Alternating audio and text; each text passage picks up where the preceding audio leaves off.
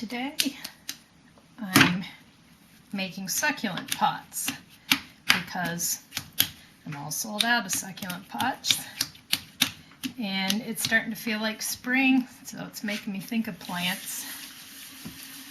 And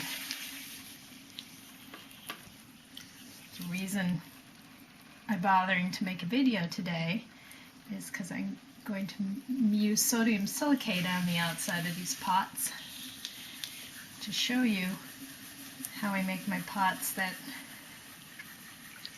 have the textured outside that kind of look like elephant skin.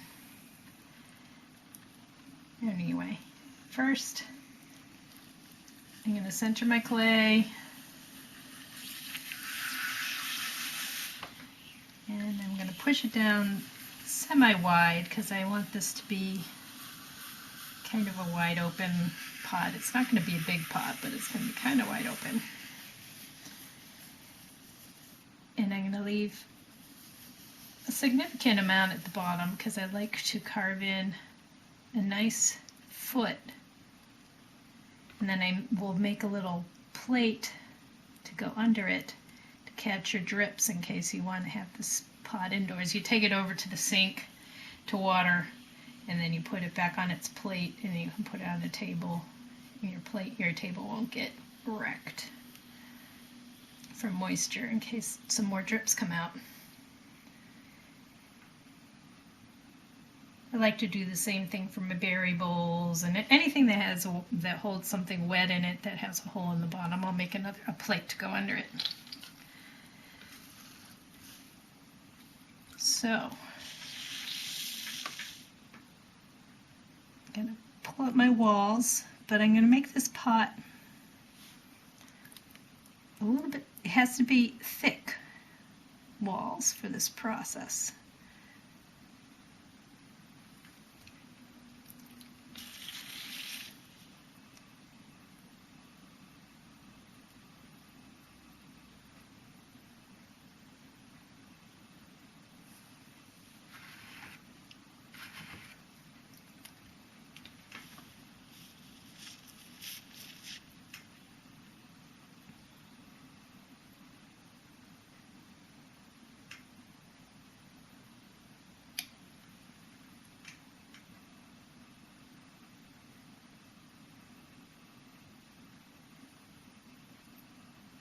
Compressing the rim here, making it nice and flat and even.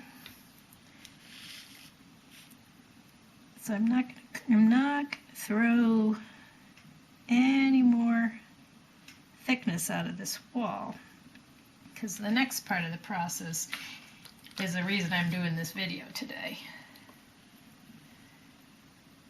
So I'm going to clean out the extra water out of the bottom of my pot and clean off my hands a bit in my bucket of water.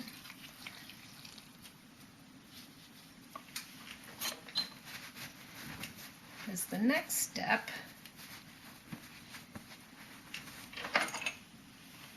is to take my sodium silicate,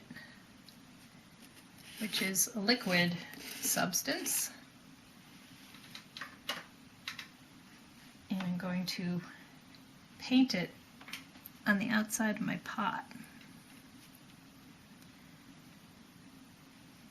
This is my favorite technique to demonstrate when I do Vermont Open Studios because sitting at my kick wheel in my kind of outdoor garagey space, and after I paint this on, you'll see I get to use my blowtorch. And I don't know why, but people, including myself, get kind of excited by blowtorches, especially kids. And I tell them I just stand back and here I go, and I turn on my blowtorch, and it's really fun to watch them get all excited by the fire.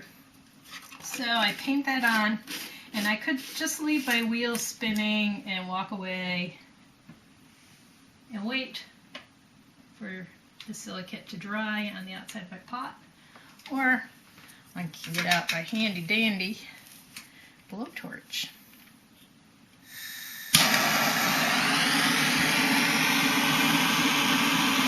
hold my torch vertical. I move it up and down on the pot with the wheel turning, so no spots on the pot get drier than the others.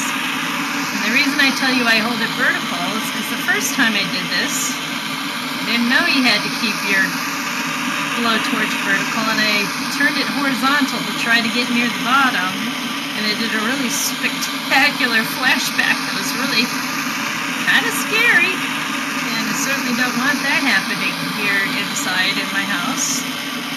So I'm very careful to keep it horizontal.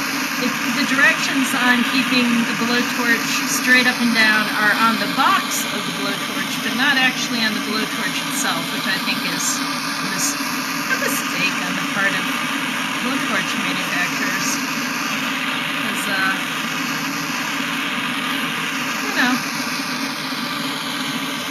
so I'm going to dry this until it doesn't look shiny anymore. As you can see, I'm working on a plastic bat, and the silicate gets kind of crusty on the bat and stuff, so I have one bat I reserve for this, so I don't wreck all my bats. So now I check, feels pretty dry, so this is the fun part. I left the walls thick so I can reach inside the pot and push out from the inside. The inside of the pot is actually still wet from throwing, but the drying the silicate has made a crust on the outside of the pot. And if I stop the wheel, you can see it's starting to crackle. It gives a nice texture. It looks like tree bark or elephant skin, or actually my skin when I don't put lotion on, which I don't put enough lotion on. There's many parts when you're glazing your pots in pottery, you cannot have lotion on your skin, so I have to spend lots of time with dry skin. If you have lotion on your skin, your glaze won't stick. So I just push out the walls as far as I can until I fear that there's going to become a crack in the wall if I get too thin. Because the more I open it, the more impressive the crackle will be. Ooh, that's a nice pretty big crackle. Now I'm going to think about what shape I actually want this pot to be.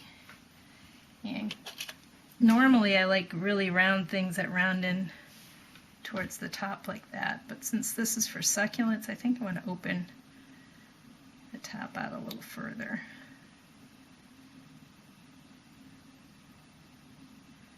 Make it a little less bulbous. And this is a nice little wooden rib I bought from a guy, a potter who hand makes wooden ribs. He makes really nice ribs. I'm using that to push out on the inside, and it kind of scrapes off the slurry, scrapes off my finger marks. It gives me a lot of control in pushing out the shape. Ooh, I can see bumps happening there, which means I'm getting very thin, so I'm going to have to quit before I push my way through the walls.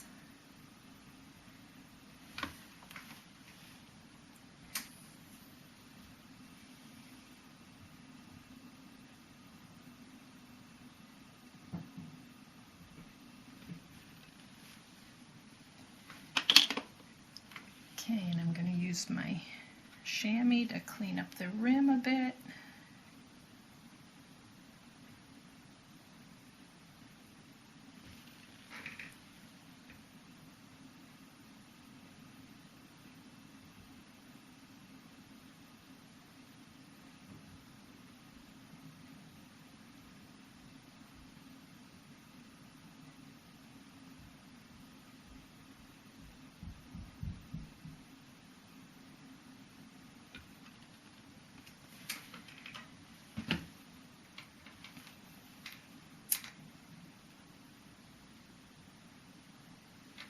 And I think I have enough time on this video to pop over here, grab a pot, and show you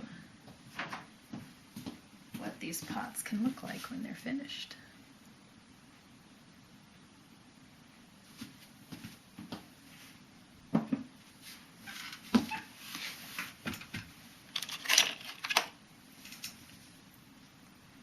I'm going to trim the extra clay off the skirt here down at the bottom.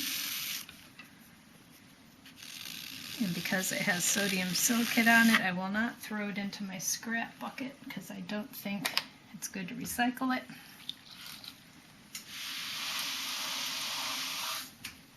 Clean up my bat and pull my wire underneath to release the pot off the bottom of the bat. And there you have it, a sodium silicate pot. I'll trim the bottom to clean that up when it's dry enough to turn over.